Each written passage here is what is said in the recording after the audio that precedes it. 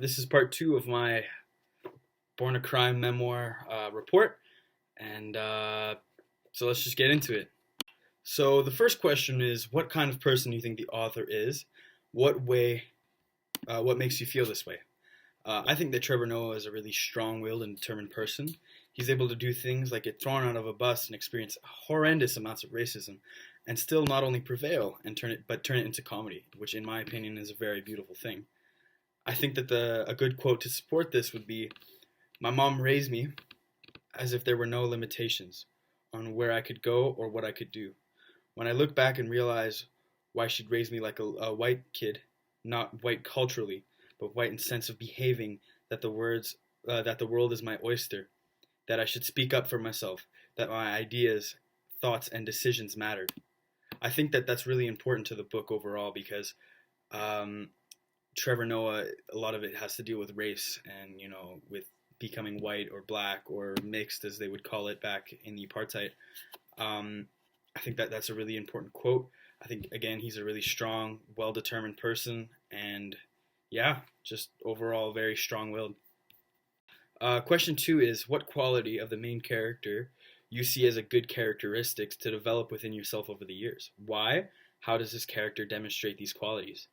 From my opinion, early on in the book, it is implied that Noah is a very, very smart child.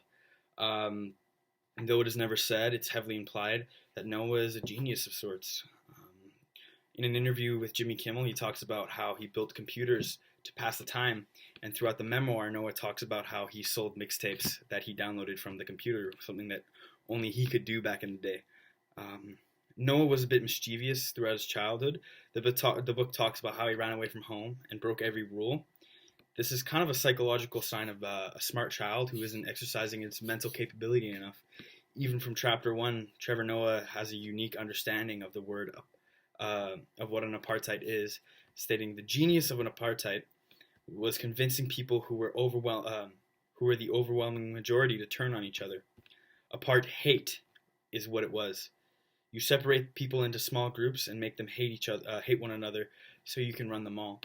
I think throughout the book, Trevor Noah has a really kind of unique way of looking at his past. I think that he's a really wise character and something that I hope to develop over the years to be able to be well spoken and very wise throughout my decision making, not just book smart but street smart too.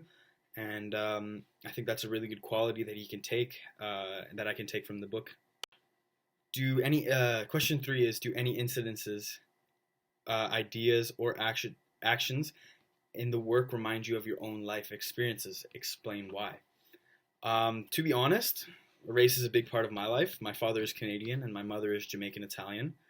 Sometimes it's hard to find what race I belong to, and similar to Trevor, it can be really difficult to find a place or people to belong to. As his father was white and his mother was black, and as my father is white and my mother is brown, I found an unexpected connection with Noah, and both of us had to struggle with our race, and we both have seen racism because of it, something I've also seen in my life. A really interesting quote I found was, "I didn't know any of it had to do with race. I didn't know that what race was. My mother never referred to me as my dad as white or me as mixed. So when other kids in the neighborhood call me white, even though I was light brown, I thought that they had their colors mixed up, like they hadn't learned them like to learn them properly. Ah, yes, my friend, you've confused aqua with turquoise. I can see how you made that mistake. You're not the first." I think that that's really interesting because, growing up as a mixed child of my own, you kind of see how, the majority of people, they see me as white, but, there's also a lot of people in the world who think I'm black, and unfortunately that majority are racists, and, I just think that's really unfortunate, and that's something I kind of bonded with when reading the book with Trevor about Noah and Born a Crime. So that's just something that I found a connection with, and it reminded me of my own life. Question four, do you like this piece of work? Why or why not? Explain using specifics. So I thoroughly enjoyed this book. In fact, it was one of the first books I could read cover to cover, and if I had the time. And it's one of the only books I didn't feel like it was a chore reading. Uh, I enjoyed having the freedom to choose which book, and as soon as I found out that we had the choice, I knew exactly which book to pick up. It's been something I've been wanting to read for a while, even though I'm not a big reader. Personally, I enjoyed a lot of the themes that were used in the memoir, from self identity, race, poverty, resilience, and religion. But I have to say, my favorite part was the language and humor throughout the piece. Noah has a particular way of expressing himself, so that to make the reader, myself included, feel as if we're all living through the whole ordeal that he went through. To come back from such poverty and hatred and to rising to a huge star is truly inspiring. In fact, he is one of 10 comedians to completely sell out Madison Square Garden in New York, which is, something that's really inspiring to me. Um, I think a quote that really supports this argument would be, I don't regret anything I've done in my life, any choice that I've made, but I'm consumed with regret of the things I don't do, the choices I didn't make, the things I didn't say. We spend so much time afraid of failure, afraid of rejection, but regret is the thing that we should fear most. Failure is an answer. Rejection is an answer. Regret is an eternal question you will have to answer to. What if only, I wonder what have. You will never, never know. It will haunt you for the rest of your days. I think that that's a really good example about the language that's used in the book that I really, really enjoyed. Because it's something that we all think of once in a while, and it really puts a relatable note to the author. Question 5 is, do you feel like that there's an opinion expressed by the author throughout the work? What is it? Why do you think about this? Do you agree? Why or why not? I don't think that there was a large overlying opinion throughout the piece. If you were to read a book on Martin Luther King, it would be his fight on racism. But throughout this book, it's more just about his life and the struggles that he had went to. But, there's more of a underlying tones, hope, resilience, love, that are found commonly throughout the book.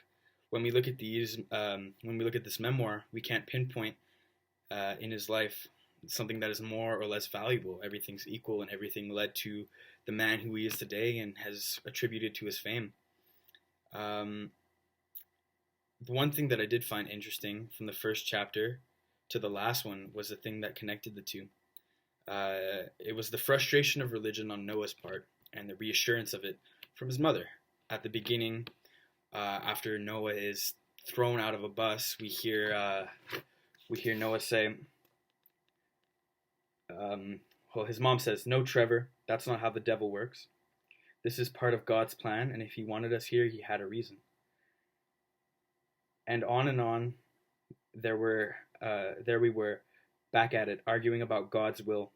Finally, I said, "Look, Mom, I know you love Jesus, but maybe next week you could ask him to meet us at our house, because really, this wasn't a fun night." She broke out into a huge smile and started laughing, too. When we stood there, a little boy and his mom, arms and legs covered in blood and dirt, laughing together throughout the pain. In the light of the petrol station on the side of the road in the middle of the night. And, towards the end of the book, after his mother gets shot, unfortunately, by her partner at the time, we hear him say, "My child, you must look on the bright side." Well, what are you talking about, bright side? Mom, you were shot in the face. There is no bright side. Of course there is. Now you get to say you're officially the best looking person in our family. She broke out in a huge smile and started laughing.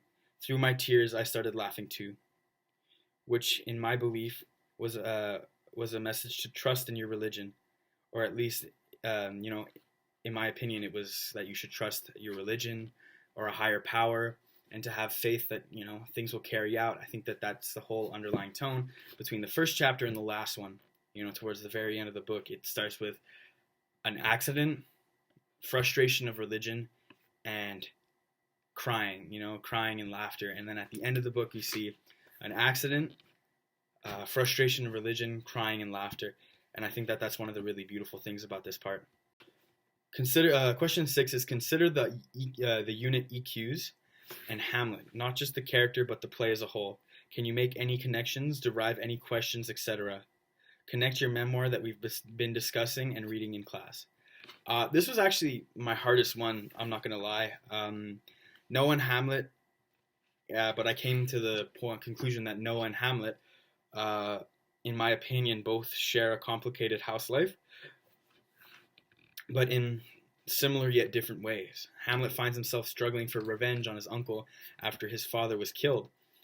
Um, and throughout the story of Hamlet, Hamlet's dad, King Hamlet, was literally a ghost. And but when we look at Born a Crime, Noah is living with a father who's a ghost-like figure. His mom is the main caretaker of the family. He has little to no contact with his dad. A little bit when he was young, but again, not too much. There was a time when they talked about how the dad ran off after Noah ran up to him and said, "Dad, Dad." Um, and it's kind of a struggle because both of them have a hard time communicating with each other. Though I admit Hamlet's story is a bit more complicated and intense, Trevor struggles with father figures from an early age.